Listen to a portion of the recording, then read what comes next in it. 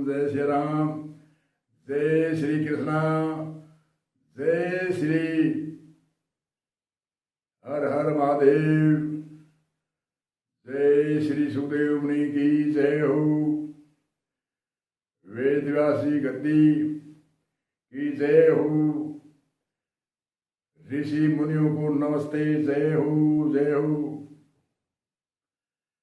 आज हम प्रथम तो नित्य अवतार सतगुरु भगवान को कोटि कोट प्रणाम वंदना करते हुए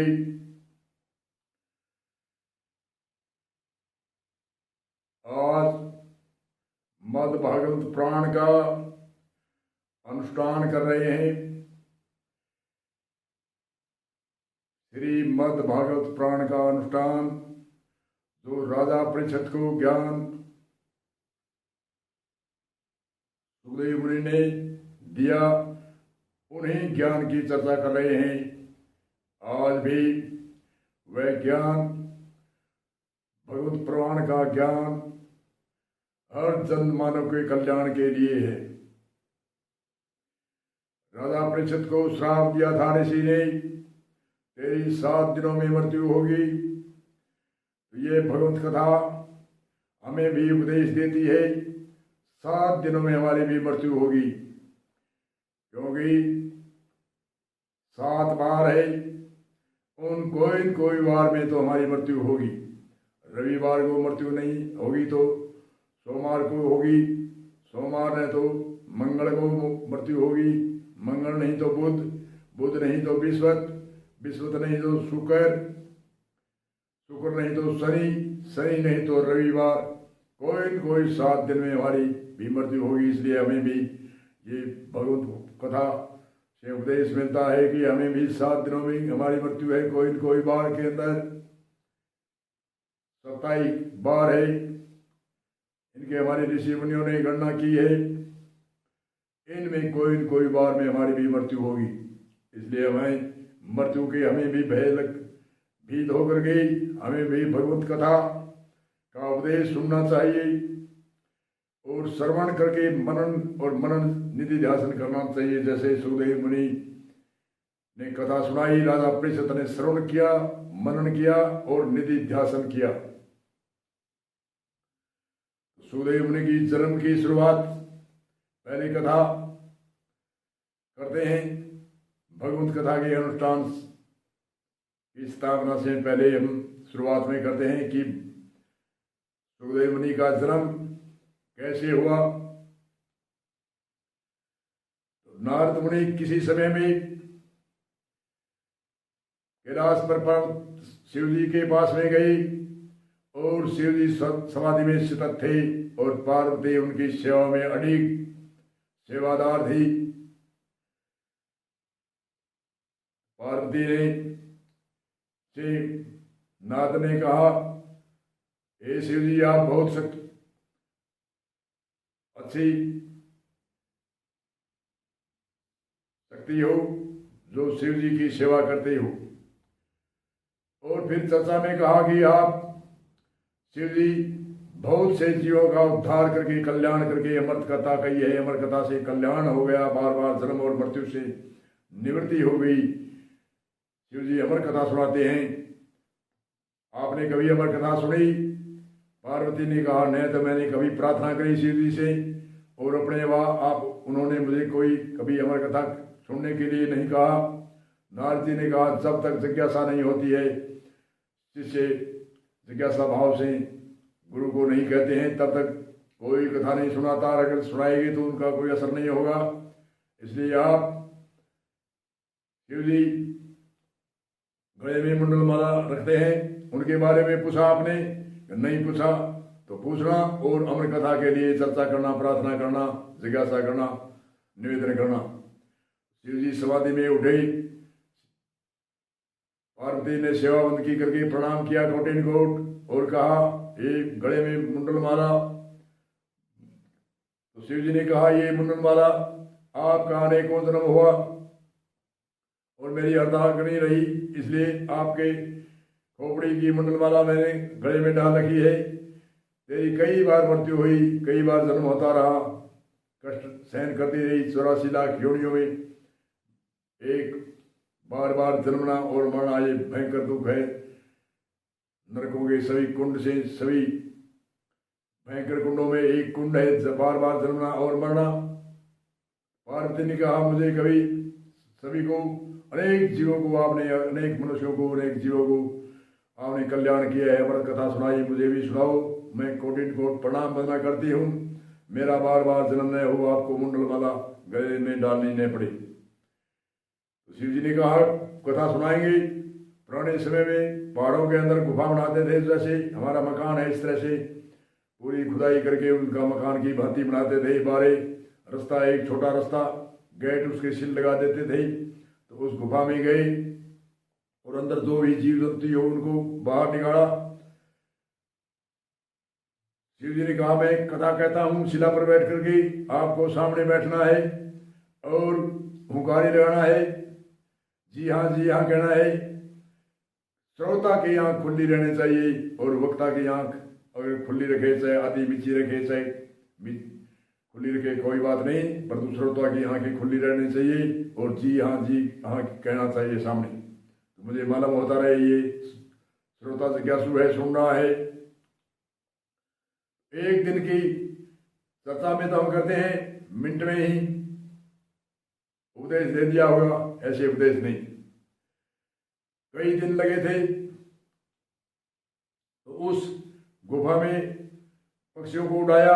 उस समय एक तोते का अंडा बाहर रह गया खोखार में और वह अंडा पार्वती को कथा सुनाते रहे, अमर कथा सुनाते रहे, कई महीनों तक चलती रही। तो अंडे का से सुआ का बच्चा निकला और पार्वती को नींद आने लग गई, क्योंकि कई दिन ज्ञान सुनी, मन में शांति, बुद्धि शिथिल हुई और शांत भाव हुआ पार्वती का। तो निंद्रा आई और उधर वो तोता था। उन तोते की आवाज, तोते की आदत होती है कि जैसे मनुष्य बोलता है वैसे ही बोलता है। उन तोते ने जैसे पार्वती जी हाँ कह रही थी, वैसे ही जी हाँ की रट लगा दी। और शिव जी समाधि आंख मीच कर प्रवचन कर रहे थे, अमृत कथा सुना रहे थे, अनेक ऋषि मुनियों की कथा सुना रहे थे, अनेक भक्तों की कथा सुना रहे थे। यह ज्ञान योग, कर्म योग की साधना, ज्ञान योग की साधना, भक्ति योग, मंत्र योग, लय योग, निष्काम योग आदि अनेक साधना बता रहे थे और पार्वती जी नींद ले रही थी। शिव जी ने देखा, रे जी हाँ की आवाज आती है। शिव जी ने आंख खोलकर देखा, पार्वती को तो नींद आ रही है।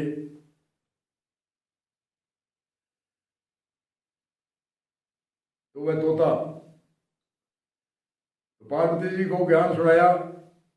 पार्वती जी ने अष्टांग दंडवत प्रणाम किया और कहा, हे पतिदेव, हे महादेव, शिव कल्याण रूप, मुझे भी अमर कथा सुनाओ। तो शिव जी ने पहले शिव गीता है शिव जी की, शिव गीता में श्लोक है, वो श्लोक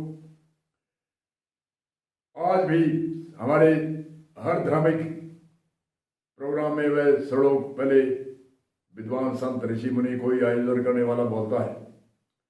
गुरु गीता का श्लोक है वो, 2-3 यति है श्लोक की। ध्यान मूलमगुरु मूर्ति पूजा मूलगुरु पदम मंत्र मूलमगुरु वाक्य मोक्ष मूलमगुरु कृपा गुरु ब्रह्मा गुरु विष्णु गुरु साक्षात महेश्वर गुरु पारब्रह्मे तस्मै श्री गुरुवे नमः। अखंड मंडलाकार व्यापक येन चराचरम तत्पर व्यापक येन चराचरम तत्पदर्शित तस्मै श्री गुरुवे नमः। ये श्लोक गुरु गीता शिव जी की गुरु गीता का है। ये श्लोक चाहे कोई धार्मिक आयोजन हो, चाहे कथा का आयोजन हो, कोई भी यज्ञ का आयोजन हो, चाहे ब्याह शादी हो, चाहे घर का गृह प्रवेश हो, चाहे घर की स्थापना हो, उसमें ये श्लोक मंत्र बोलते हैं सभी ऋषि मुनि, सभी विद्वान, सभी स्थापना करते हैं उस समय। तो यही श्लोक पार्वती जी को कहा शिव जी ने, क्या ध्यान का मूल केंद्र के है, गुरु मूर्ति है, ध्यान मूल में गुरु मूर्ति, ध्यान सभी ध्यानों का मूल है। सभी जितने भी ध्यान है उन ध्यानों का सभी मूल केंद्र है।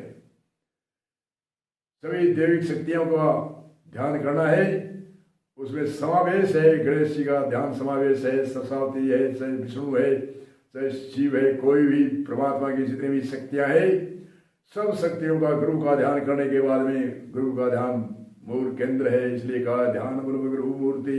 पूजा अनेक प्रकार की पूजा है, 10 प्रकार से दैविक शक्तियों की पूजा करते हैं, 5 प्रकार की सामग्री से करते हैं, 16 प्रकार की, 32 प्रकार की और 64 प्रकार की सामग्री से यज्ञ हवन आदि करते हैं। सामग्री से देवी शक्तियों को आहुति देते हैं और वातावरण की शुद्धि, ऑक्सीजन की शुद्धि और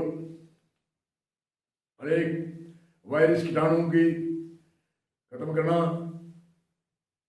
ऑक्सीजन बढ़ाना, कार्बन डाइऑक्साइड को दूर करना, ऐसे हमारे यज्ञ में पूजा में अनेक तरह की सामग्री है। तो पूजा का मूल केंद्र क्या है? पूजा मूल गुरु पदम, पूजा का मूल केंद्र है गुरु का पदम। पदम यहाँ चरणों को कहते हैं और कई चरण शब्द को भी कहते हैं, देश काल देखा जाता है, कहीं शब्द को भी चरण कहा जाता है और पैरों को भी चरण कहते हैं। यहाँ पदम कहा है, पदम जैसे कृष्ण जी कहते हैं, हे अर्जुन तू तत्वदर्शी के पास में जाओ, अष्टांग दंडवत करो। अष्टांग मतलब 8 अंगों सहित है और डंडे की भांति, ऐसे जैसे डंडा सीधा होता है वैसे सीधा होकर के प्रणाम करो और हाथ में कुछ फल फूल लेकर के, आस्था लेकर के, जिज्ञासा लेकर के वहां जाओ। गुरु तत्वदर्शी के पास में वह तेरा उद्धार करेगा, तेरा कल्याण करेगा, तुझे मोक्ष मुक्ति देगा। ये उपदेश गीता में कहते हैं कृष्ण जी। आम लोग पढ़ते हैं आस्थावान जिज्ञासु गीता को, यही भाषा शिव जी कहते हैं पूजा बोल गुरु पदम। और शरण को, शब्द को भी चरण कहते हैं, पैरों को भी चरण कहते हैं। जैसे एक राजा है, राजा भोजन करता है, उस टाइम में संधव नाम नमक का है, संधव नाम घोड़े का है, भोजन करता है उस समय संधव की भाषा राजा बोलता है तो नौकर उसको नमक ला कर देते हैं। और जब कचहरी में जाकर के, सभा में जाकर के संधव की भाषा बोलता है राजा, तो वह देश बदल गया। देश काल बदलने के कारण वह घोड़ा लाकर देते हैं, क्यों राजा कहीं यात्रा करने वाला है। तो ऐसे देश काल बदलता है तो उसे शब्द का अर्थ बदल जाता है। यहाँ पदम कहा है गुरु के चरणों को, पूजा मूल गुरु पदम। मंत्र मूल गुरु वाक्य, अनेक दैविक शक्तियों के मंत्र है। मंत्र का मूल केंद्र के है गुरु का जो मंत्र है वह मंत्र मूल मंत्र है। मोक्ष मूल गुरु कृपा, मोक्ष हुई या नहीं हुई इसका प्रमाण गुरु की कृपा है तो मोक्ष हो गई, ये प्रमाण है। सालोक अनेक प्रकार की मुक्ति कहते हैं, सालोक, समीप, स्वरूप, संयोजक, ये 4 प्रकार की मुक्ति है। कोई देह मुक्त, कोई विदेह मुक्त आदि अनेक तरह से मुक्ति का ही प्रमाण है। परंतु प्रमाण ये सटीक है, गुरु की कृपा होगी तो पूजा मोक्ष मूल गुरु कृपा। गुरु ब्रह्मा के समान है। गुरु जैसे सृष्टि की उत्पत्ति करता है ब्रह्मा, ऐसे भक्ति की उत्पत्ति करता है शिष्य के हृदय में। और विष्णु है, विष्णु जैसे संसार की और सबको पालन करता है, ऐसे भक्ति की पोखरा करता है, इसलिए गुरु ब्रह्मा विष्णु के समान है। और दुष्टों का संहार करते हैं, जैसे काम, क्रोध, लोभ, मोह, मत्सर, विषय विकार आदि का नाश करने वाला, संहार करने वाला शिव शक्ति है। एक बार ब्रह्म रूप चतुर्थ लीला करते बिहार, ब्रह्मा होके उत्पत्ति करी, रचा सकल संसार। ब्रह्मा होकर वेद प्रकट करे, रचा सकल संसार। विष्णु होके विश्व को पालते, ब्रह्म हित लेवे अवतार। रुद्र रूप है दुष्ट लुआए, प्रलय करे सहार।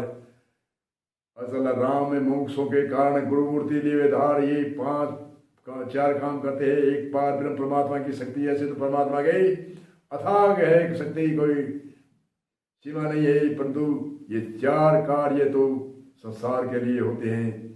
इसलिए शिव जी ऐसा उपदेश दे रहे हैं। और उधर तोता हाँ जी की आवाज लगाता है, तो हाँ जी की आवाज लगाता है तो त्रिशूल पीछे भगाते हैं।